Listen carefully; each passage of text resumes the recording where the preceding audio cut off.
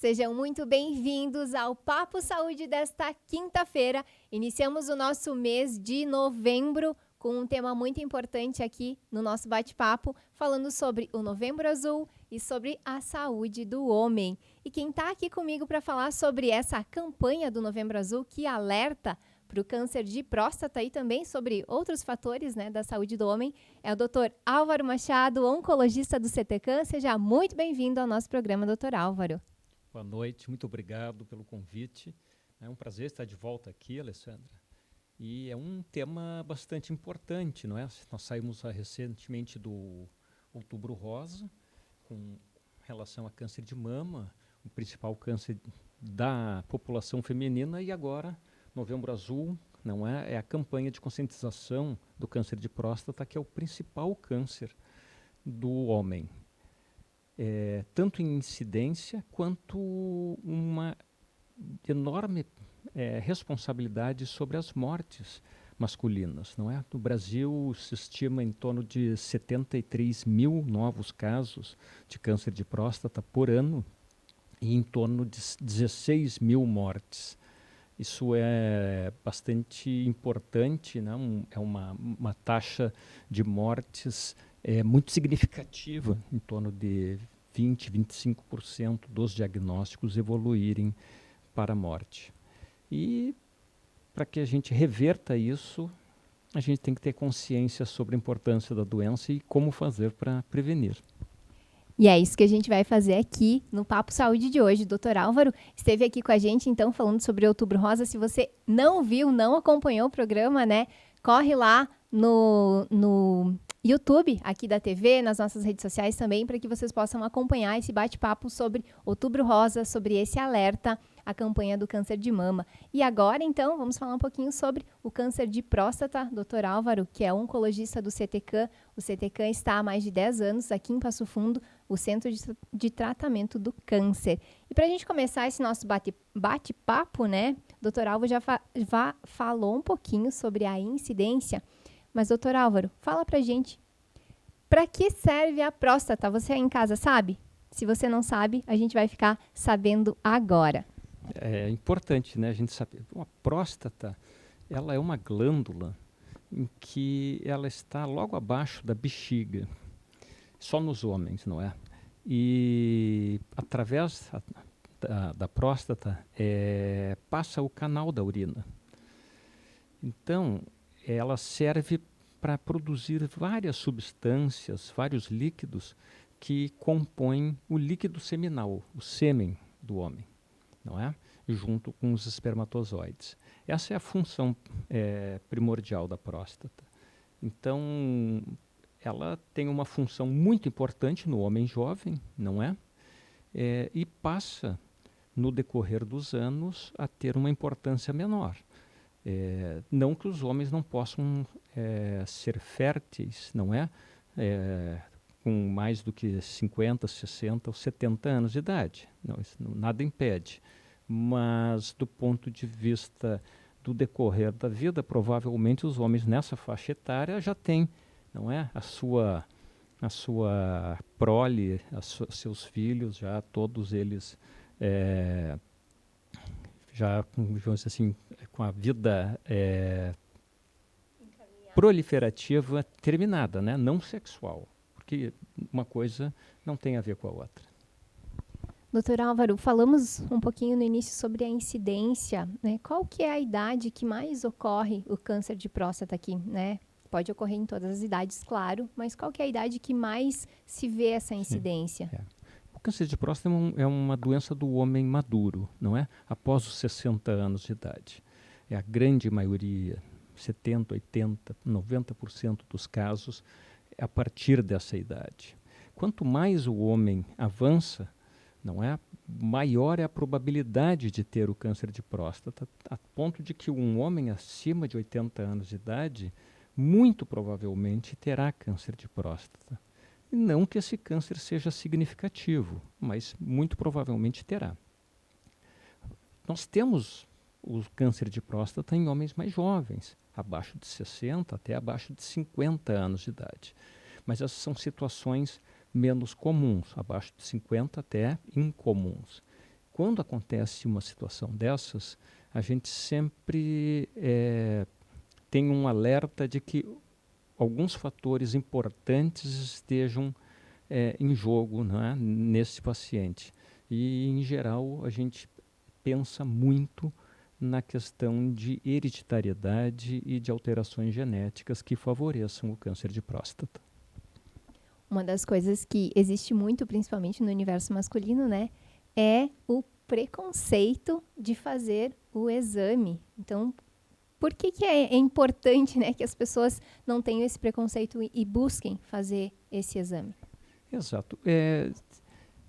Preconceito, um tabu, não é? Tem uma... O tabu é isso mesmo, né? Um tabu, é um preconceito, é uma impressão ou um medo que não se justifica, não é? Quando a gente pensa racionalmente, não se justifica.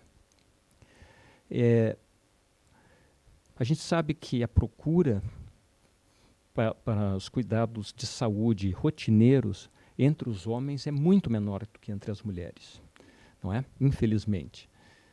Mas tem melhorado nos últimos anos.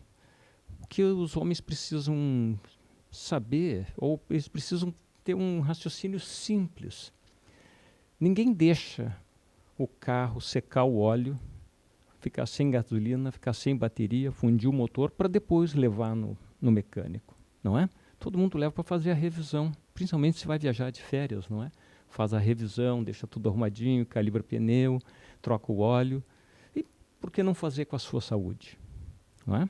Tem que ir lá fazer a revisão, ver se está tudo certo, ver se tem alguma coisa, algum exame alterado que mereça uma atenção maior e não esperar que os sintomas, não é? Que seria o carro com o motor fundido ou sem gasolina, sem bateria, sem óleo, que os sintomas da doença o levem ao médico, não é? É muito melhor, muito mais barato e muito mais racional a gente atacar as doenças, elas no mais precocemente possível, principalmente quando a gente fala de câncer. Existe alguma sintomatologia específica para o câncer de próstata? A gente já estava falando agora, né? Não, cuidado com os sintomas. Existe algum específico ou não? É só fazendo o exame mesmo? Não existem exames específicos. Se eu estou sentindo tal coisa é porque eu estou com câncer, não é? Mas assim, qualquer sintoma urológico deve ser motivo de busca de auxílio médico. Sintomas como dificuldade para urinar, ardência para urinar, urinar várias vezes num volume menor, ou esvaziar a bexiga, ao término da micção, ter a sensação de que não esvaziou totalmente a bexiga, ou daqui minutos depois ter que completar a micção. Isso tudo são sintomas que não são diagnósticos de câncer de próstata.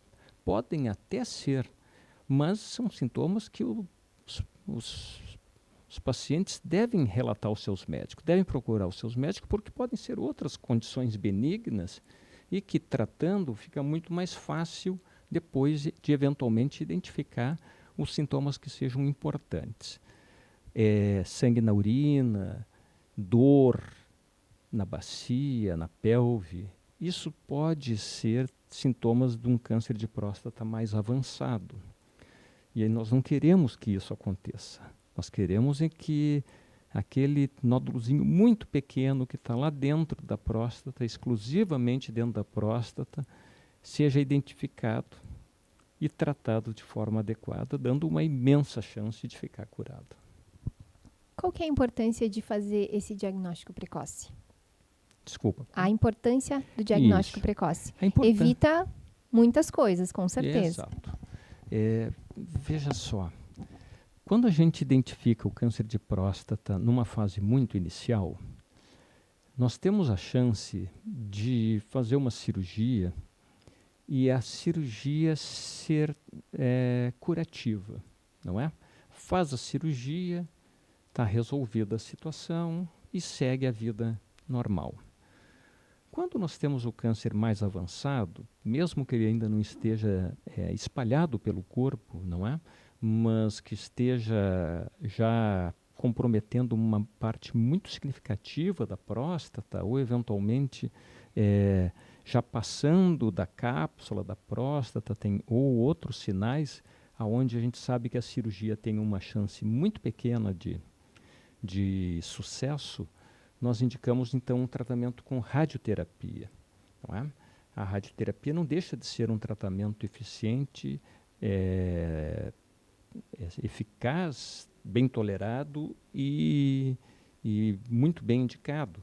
Só que nós estamos passando por uma situação de maior risco da doença voltar, não é? Então, o diagnóstico precoce significa chance de cura em qualquer tipo de câncer. Não é? Infelizmente, tem alguns que a gente não pode fazer o diagnóstico precoce porque nós não temos instrumentos para isso. Mas o câncer de próstata nós temos. E os instrumentos, voltando para o tabu, não é? Os instrumentos, eles são instrumentos baratos. A gente não precisa fazer exames caríssimos, não é? Ou exames de alto desconforto. A gente faz um examezinho de sangue, que se chama PSA, que é o antígeno prostático específico, e deve ser feito o exame digital da próstata. E aí entra o tabu, não é? A gente não tem na medicina, no convívio social e em lugar nenhum, algum homem que deixou de ser homem porque fez o exame da próstata. Ele vai continuar sendo homem, não é? Então, não existe uma razão lógica para o homem não querer fazer o exame, não é? Então, a gente indica para todos os homens, a partir dos 50 anos de idade, que eles consultem o urologista, façam o exame da próstata e façam o examezinho de sangue do antígeno do PSA. Isso é o primeiro passo. A partir da história dele, de fatores de risco que possam ser identificados e do valor do examezinho de sangue e das características da próstata, é que vai ser então programado de quanto em quanto tempo ele deve fazer os exames, não é? Mas isso é importante, não esperar o carro dar pane, né? Tem que fazer a prevenção, fazer as revisões e tratar, ou seja, trocar o óleo, dar o remédio, o que seja, não é? Para que a máquina continue funcionando. Falando sobre tratamentos, falamos sobre tratamento cirúrgico e também sobre quimioterapia, radioterapia, né? Isso. Todos os casos de câncer de próstata são cirúrgicos? Eles são cirúrgicos quando naquela situação que a gente comentou, não é? Quando são cânceres bem iniciais, que eles estejam localizados exclusivamente na próstata, dentro da próstata, onde, fazendo a cirurgia, eu tenho uma segurança imensa de que eu estou tirando tudo, não é? Quando essa situação não acontece e eu já tenho alguns achados que me sugerem que a cirurgia não terá um grande sucesso, então a opção, em geral, é a radioterapia. E a radioterapia, ela pode ser utilizada junto com medicamentos ou só a radioterapia. E aí, então, são critérios de risco que a gente tem características dos exames, aonde a gente decide se o paciente precisa ou não de tratamento adicional além da radioterapia. Isso com relação ao tratamento do câncer localizado, não é? Quando o tumor já é espalhado, a cirurgia digamos assim, é uma exceção. Situações muito específicas e pontuais, a gente pode precisar da cirurgia, mas aí o tratamento é muito mais medicamentoso e eventualmente radioterapia também. Quais que são as principais inovações em termos de tratamento? Existem inovações recentes ou, enfim, esses tipos de tratamento já são mais antigos? Desculpa, esse tipo de tratamento. As inovações nos tratamentos de câncer de próstata. Existem inovações ou esses tratamentos já vêm há Sim. algum tempo acontecendo? Muito, não é? Muito, muito, muito. Estávamos conversando ontem, os 3 oncologistas do CTCAM, nós temos um podcast onde a gente conversa sobre muitas coisas. E o Dr. Lievson, um colega, ele fez uma observação muito interessante, que era entre os avanços. Quando a gente fala dos avanços, a gente começa a pensar muito das coisas recentes, não é? Mas ele puxou uma lembrança de muitos anos, onde o câncer de próstata tinha raras alternativas de tratamento. E entrou um medicamento que não tratava o câncer, mas protegia o osso. Isso mudou drasticamente a qualidade de vida dos pacientes, não é?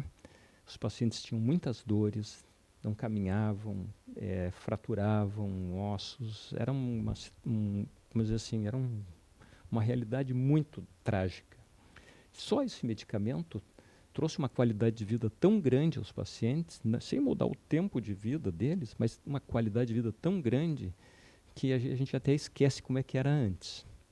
Mas, mais recentemente, e isso pode falar nos últimos 10 anos, o avanço é muito grande, por 2 motivos.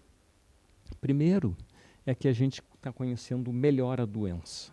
Então, conhecendo melhor a doença, as características e as diferenças que acontecem entre um paciente e outro, isso faz com que a gente consiga selecionar também melhor os tratamentos.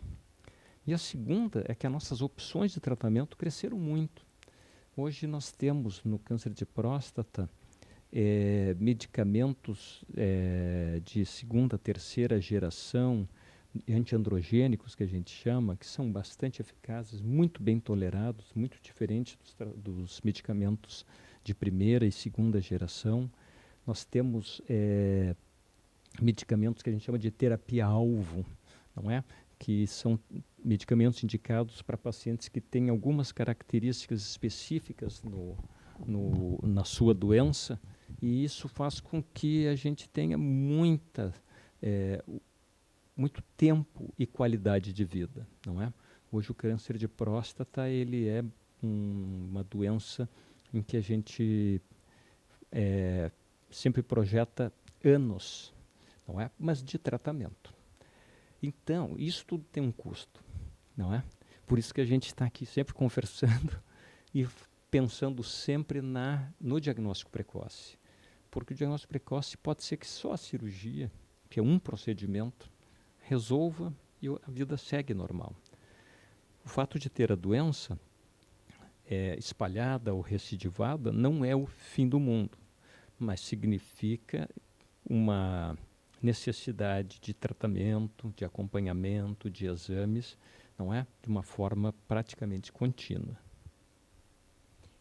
Então, fica aí o alerta para você que é homem, que está acompanhando aqui o nosso bate-papo aqui no Papo Saúde, para que faça, então, essa busca, né, do exame, consulte um urologista, vai ver, né, quais são as suas condições de saúde, porque com certeza o diagnóstico precoce evita muitos problemas futuros, inclusive em se tratando do câncer de próstata. A gente também tem outros problemas que acometem os homens, né? Além do preconceito, desse tabu do câncer de próstata, tem outros fatores que também interferem, né? Em se tratando de saúde do homem. Doutor Álvaro, quais que são os principais outros cânceres que acometem, então, essa classe masculina? Exato. Quando a gente fala muito em câncer, né? Mas eu gostaria que o nosso público entendesse que a partir de 50 anos de idade, as 2 grandes causas de morte da população é cardiovascular e câncer. A tendência, e as estatísticas nos mostram isso, e os outros países mais desenvolvidos nos mostram isso, é que o câncer vai se tornar vai ser a principal causa de morte. Então a gente tem que ter esse tipo de consciência. A gente precisa diagnóstico precoce. E entre os homens, o câncer de próstata é o mais incidente, mas não é o que mata mais, não é? Nós temos em segundo lugar o câncer do intestino grosso, em terceiro lugar o câncer de pulmão, ou o inverso, agora não tenho muita certeza de qual é o segundo e o terceiro, mas os dois são muito importantes. Mas o câncer de pulmão é o câncer que mais mata homens como câncer, né? A principal causa de morte por câncer na população masculina no Brasil é o câncer de pulmão. Então, quando a gente fala em câncer de pulmão e câncer de intestino, nós estamos falando em duas doenças que são preveníveis e que são passíveis de diagnóstico precoce. Então, próstata, pulmão e intestino grosso. Os três principais cânceres na população masculina, que são as grandes causas de morte por câncer na população masculina, eles podem ser prevenidos e podem ter seu diagnóstico feito de uma maneira relativamente simples, não é barata, e precocemente, possibilitando o tratamento curativo. Então, no câncer de pulmão, quando a gente fala de diagnóstico precoce, e parece que está em consulta pública ou em análise pelo Ministério da Saúde, a incorporação da tomografia computadorizada de pulmão anual na população de risco. A população de risco são aqueles que fumam um maço de cigarro por dia há mais do que 20 anos, não é? Então, e acima de 50 anos de idade. Então, a tomografia anual nessa população de risco mostrou uma redução de mortalidade, de mortes por câncer de pulmão em torno de 20% e 25%. É muito, é extraordinário, não é? E falando do câncer do intestino, nós temos um exame que evita o câncer de intestino, né? Diagnostica, se houver, ou evita, se tiver fatores de risco importantes, que é a colonoscopia. A colonoscopia é a endoscopia do intestino grosso. É feita pelo ânus. Então, as pessoas que têm preconceito para fazer o exame da próstata, quando a gente fala na colonoscopia, pode ter um preconceito ainda maior. É um exame tão simples que eu digo em mãos habilidosas, com médicos experientes, não é? Mas é um exame tão efetivo, tão eficaz, assim, com resultados tão importantes, que ele pode identificar pequenos pólipos que podem, eventualmente, no decorrer de anos, se transformar em câncer. Nesse momento, o médico que está fazendo o exame tira esse pólipo e aborta o caminho de um pólipozinho que, eventualmente, poderia se transformar em câncer. Então, esse é um exame que é recomendado para todo mundo, homens e mulheres, a partir dos 45 anos de idade.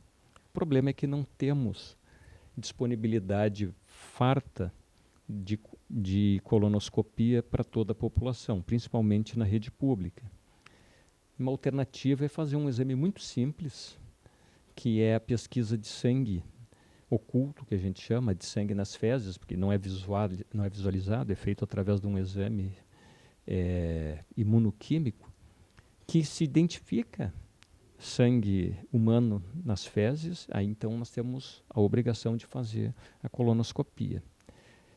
Essa pesquisa de sangue oculto nas fezes deve ser feita todos os anos, não é? E ela tem a capacidade de fazer diagnóstico precoce. A colonoscopia tem a vantagem de evitar a doença, não é? Então, quem pode, quem tem acesso, a gente indica a colonoscopia. Para quem não pode, não é? Nós temos essa alternativa do sangue oculto.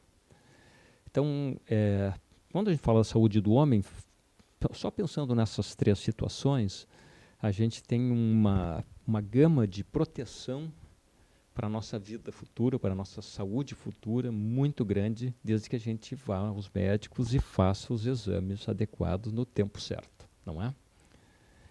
E aí a gente pode falar um pouco de prevenção, né? A prevenção, ela é basicamente qualidade de vida. Tudo que previne o câncer previne outras doenças. Não é? Uma alimentação saudável, exercícios físicos, manter o peso adequado e exercícios físicos regulares. Tem um estudo muito recente que na Inglaterra eles têm saúde pública, então eles têm tudo mapeado. Eles fizeram um programa de pegar a população sedentária e um programa de 3 minutos de atividade física intensa por dia na população sedentária. E acompanharam, comparando com o resto dos registros da população sedentária que não entrou no programa de exercícios físicos. E a quantidade de câncer foi muito diferente. 3 minutos por dia. A gente sabe que a atividade física ela é um fator protetor, como é que eu vou dizer assim, linear ou até exponencial. Fazer 1 minuto é melhor do que nenhum minuto. 3 minutos é melhor que 1. Meia hora é melhor do que 15 minutos, 1 hora é melhor do que meia hora e assim sucessivamente, não é? Então, a recomendação hoje da Organização Mundial de Saúde é 1 hora de atividade física diária por pelo menos 5 dias da semana, não é? Ou equivalente, o que eles consideram lá de atividade de médio esforço. Mas isso é importante, não é? Alguma coisa é melhor do que nada. E muita coisa é melhor do que alguma coisa. Isso é uma coisa importante. É assim como a mesma coisa com a alimentação, não é? Quanto mais alimentos saudáveis a gente tem na nossa rotina, melhor. Não significa que não se possa fazer extravagâncias eventuais, churrasco, cachorro-quente, pizza, cheeseburger, não é? Pode, desde que não seja todos os dias. Então, o recado para prevenir o câncer de próstata, o câncer do intestino e o câncer de pulmão é isso. Mais um outro fator muitíssimo importante, que é o cigarro, não é? Atividade física, invertendo, sedentarismo e obesidade, hoje nos Estados Unidos é mais importante, a principal causa de câncer à frente do cigarro. Para nós aqui, ainda é o cigarro. E o tabagismo vem decaindo na nossa população. Nós estamos ainda colhendo os frutos do tabagismo de décadas atrás. Só que nós estamos enfrentando uma nova realidade, que é o cigarro eletrônico. Então, provavelmente, esse decréscimo do tabagismo na população vai ter um reflexo ainda pequeno nas doenças secundárias ao tabagismo, os cânceres vários, doenças cardiovasculares, derrame, AVC, infarto, não é? E logo nós já vamos estar enfrentando as consequências do cigarro eletrônico. Que não seja breve, né? Que possa haver a conscientização antes disso. Vamos recapitular, então? Para o câncer de próstata, né? Para evitar, fazer o diagnóstico precoce, o exame de PSA e o exame do toque retal, toque retal, o exame digital da próstata. É muito importante, Fazer só o toque retal, sem o exame do PSA, a gente fica sem uma parte do quebra-cabeça. Fazer só o PSA sem o exame da próstata, a gente fica sem a outra parte do quebra-cabeça. Então, para a gente montar essa imagem, esse diagnóstico, a gente precisa dos 2 exames. Eu só queria reforçar uma coisa, Alessandra. Me desculpa te interromper. Mas, assim, eu falei que o exame deve ser feito a partir dos 50 anos, não é? Tem algumas situações em que a gente recomenda que pacientes mais jovens já façam o exame. Quando tem casos de câncer de próstata na família, 1, 2, 3 casos, ou algum diagnóstico em homens com menos de 60 anos de idade, se recomenda que os outros homens comecem a fazer os exames aos 45. Outra indicação de exames aos 45 anos, de início aos 45 anos, é a população negra. Os negros, né, os homens pretos, eles têm mais incidência e mais precoce do câncer de próstata.